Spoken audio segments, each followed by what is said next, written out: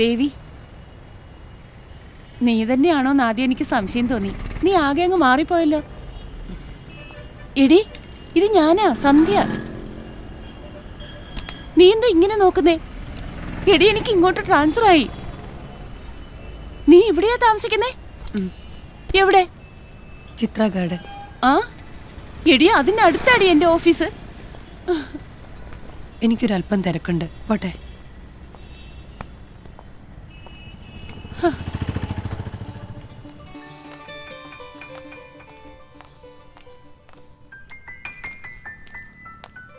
Good morning sir. Morning.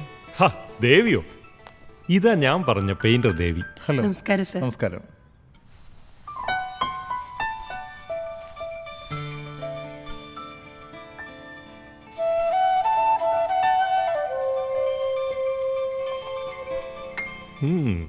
Excellent lines, creative, bold and sharp. നോക്കിയേ. ദേവി ഇത് അക്കാഡമിക്കായി പഠിച്ചതാണോ?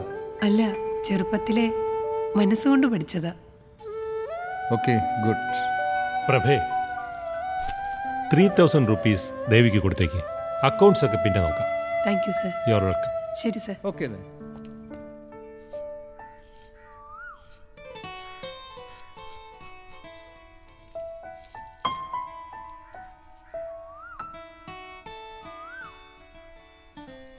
अपना देश संवारे हम, अपनी इस पावल धरती का आवो रूप निखारो हम. ഇതാരുടെ കവിതയാണെന്നറിയോ? ഇല്ല. ഒരു വലിയ കവി ഉണ്ടായിരുന്നു, ശ്രീകൃഷ്ണ സരൽ. അദ്ദേഹത്തിന്റെ കവിതയാ. അപ്നാ ദേശ് സവാരേ ഹം, നമ്മുടെ രാജ്യത്തെ നമുക്ക് നന്നാക്കാം. അപ്നെ ഇസ് പാവൻ ധർത്തി കാ ആവോ രൂപ് നിഖാരേ ഹം, നമ്മുടെ ഈ പുണ്യഭൂമിയെ നമുക്ക് തിളക്കമുള്ളതാക്കാം. നയേ സുജൻ കി സംവാഹക് ഹം, പുതിയ യുഗത്തിന്റെ ശില്പികളാണ് നമ്മൾ. മോളെ. അമ്മാമയോ? ഇരിക്കും മാമേ. കൊച്ചുമോൻ ഇന്ന് അവന്റെ അമ്മയുടെ വീട്ടിൽ പോയിരിക്ക. അതാ ഞാൻ പാലും കൊണ്ട് വന്നേ.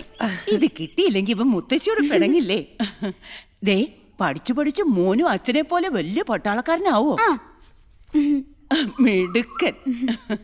ദേ, മോൻ ഇനി പഠിച്ചോട്ടോ. നിന്റെ ആളെന്ത് പറയുന്നു? ആളിപ്പോ എവിടെയാ? അസാമില. ആ, കാണുമ്പോഴൊക്കെ ഞാൻ ചോദിക്കും, അപ്പ തന്നെ മറക്കുകയും ചെയ്യും. വരാറായോ? ഈ വർഷം അവസാനം വരുമെന്നാ പറഞ്ഞേ. വിളിക്കാറില്ലേ? രാത്രിയിലാ വിളിക്കാറ്. लेकिन आंसू गैस और धुआं इन फौजियों को हर तरफ से आने वाले पत्थरों से बचा नहीं पाते.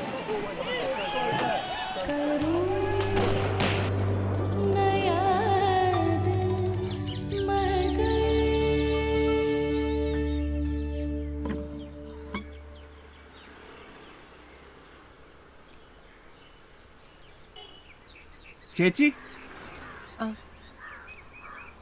ഇവിടത്തെ മീറ്റർ കൃത്യാച്ചി. എത്ര ഉപയോഗിച്ചാലും 500 രൂപ കൂടത്തില്ല. മോനെവിടെ ചേച്ചി? അവൻ സ്കൂളിൽ പോയി. ഇതാ ചേച്ചി കഴിഞ്ഞ മാസത്തെ ബില്ല്. ചേച്ചിക്കറിയോ, ഇപ്പൊ ഇലക്ട്രിസിറ്റി ബില്ലടയ്ക്കാൻ കൗണ്ടറിൽ വരുന്നവരുടെ എണ്ണം കുറവാ. മൊത്തം ഓൺലൈൻ അല്ലേ. പിന്നെ ചേച്ചി ചേട്ടനെ വിളിച്ച് പറഞ്ഞാലേ ഇത് പിടിക്ക്, അങ്ങ് പട്ടാളത്തിരുന്നോണ്ട് ചേട്ടാ ഇവിടത്തെ ബില്ലടച്ചു തരും. പറയാം. അയ്യോ വേണ്ട, ചേച്ചിയുടെ ബില്ല് ഞാൻ തന്നെ അടച്ചോളാം. അതൊരു സന്തോഷല്ലേ ചേച്ചി. പിന്നെ ഈ മാസത്തെ ബില്ല് 440 രൂപ. ഐശ്വര്യമായിട്ടാ പണം എടുത്തേ.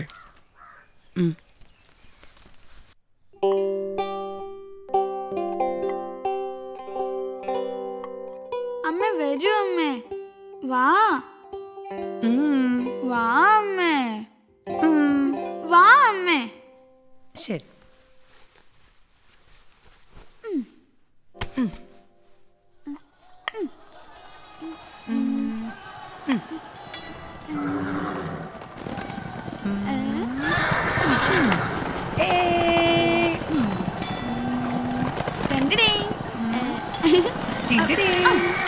അമ്മ തോറ്റേ, അമ്മ തോറ്റേ. ശരിയാ, ഈ കളിയിൽ മോൻ ജയിച്ചു. പക്ഷേ യഥാർത്ഥ യുദ്ധത്തിൽ രാജാവ് തോറ്റാലും യുദ്ധം തീരില്ല. അവസാന പടയാളി വരെയും പോരാടും. മോൻ ഝാൻസി റാണിയുടെ കഥ കേട്ടിട്ടില്ലേ? ഇല്ല. ബ്രിട്ടീഷുകാർക്കെതിരെ പട നയിച്ച ധീര വനിത. സ്ത്രീകൾ തോൽക്കാൻ പാടില്ല, പോരാടണം.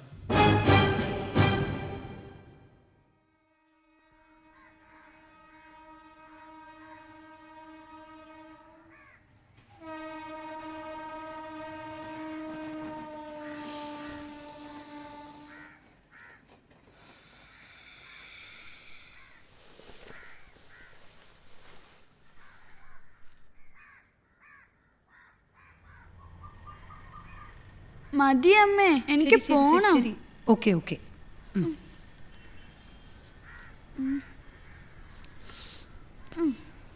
ദാ ഈ പാല് കുടിക്കടാ. വേണ്ടമ്മേ. കുടിക്കും മോനെ, ദാ ഇച്ചിരി ഇച്ചിരി. മതി. ശരി, ദാ ബാഗ് എല്ലാം വെച്ചിട്ടുണ്ടേ.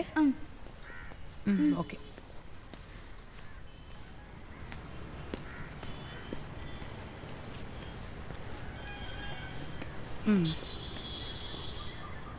ഉമ്മ. ടാറ്റാ. ടാറ്റാ.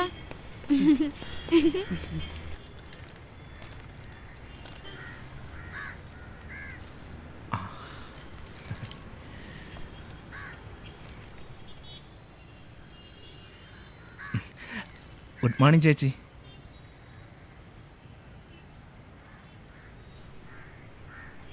എന്താ സാബു? ഞാൻ തന്നെ നട്ടു വളർത്തിയ കുറേ പച്ചക്കറിയാ. നമുക്കിഷ്ടമുള്ളവർക്കല്ലേ ആദ്യം കൊടുക്കാൻ പറ്റൂ.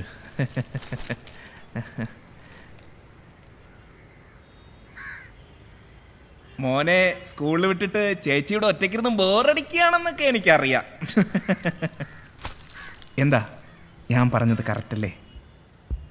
ഓ, ഒരു പേടിപ്പിക്കുന്ന നോട്ടം.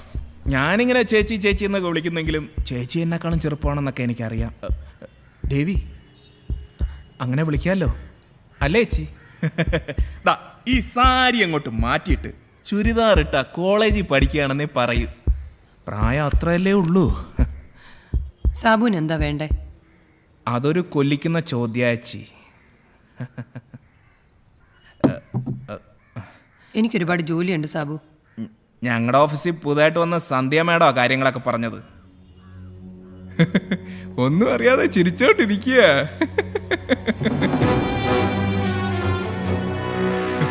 എന്റെ ദേവി, ഒരു വലിയ മാല വാങ്ങി ഫോട്ടോയിലിട്ടാട്ടെ.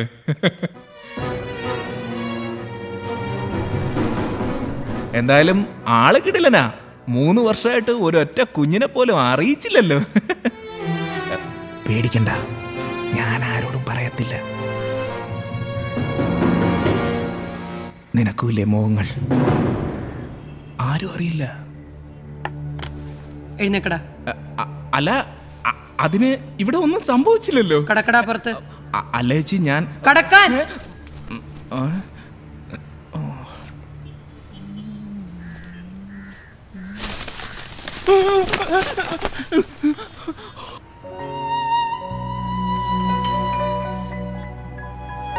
അറിഞ്ഞപ്പോ നെഞ്ചു തകർന്നു. വിധിയെന്നല്ലാതെ എന്ത് പറയാനാ. മോളുടെ സ്വന്തം വീട് എവിടെയാ? ബാലൻസ് തന്നെ. ഭയങ്കര തന്നെ. എന്നാലും ഇത്രയും കാലം ഒളിച്ചു വെച്ചിരുന്നല്ലോ.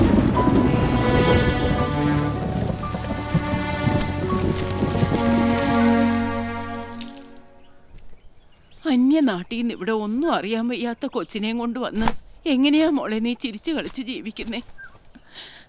ആരെ ഒന്നും അറിയിക്കണ്ടെന്ന് കരുതിയിട്ട പാവം എന്ത് നേറുക. മോളെ, ഇത് വേണ്ട മോളെ. വേണോ അമ്മാമ്മേ? അതവിടെ കിടന്നോട്ടെ. ഞാൻ ഇന്നായി സത്യം അറിഞ്ഞത്. അമ്മാമ്മേ കരയരുത്. നീ എന്നെ സമാധാനിപ്പിക്കുന്നു മോളെ. ഈ കണ്ണീര് സഹതാപം കാണാൻ വയ്യാഞ്ഞിട്ടാ അമ്മാമ്മേ എന്റെ നാട് പോലും ഉപേക്ഷിച്ച് ഞാൻ ഇങ്ങോട്ട് പോകുന്നത്. രാജ്യം ജയിച്ചു നിൽക്കുമ്പോൾ കണ്ണീര് കൊണ്ട് അതിനെ തോൽപ്പിക്കരുതെന്ന് എന്റെ ചേട്ടൻ എന്നോട് പറഞ്ഞിട്ടുണ്ട്. അതാണ് ശരിയെന്ന് എനിക്കും തോന്നിയിട്ടുണ്ട്.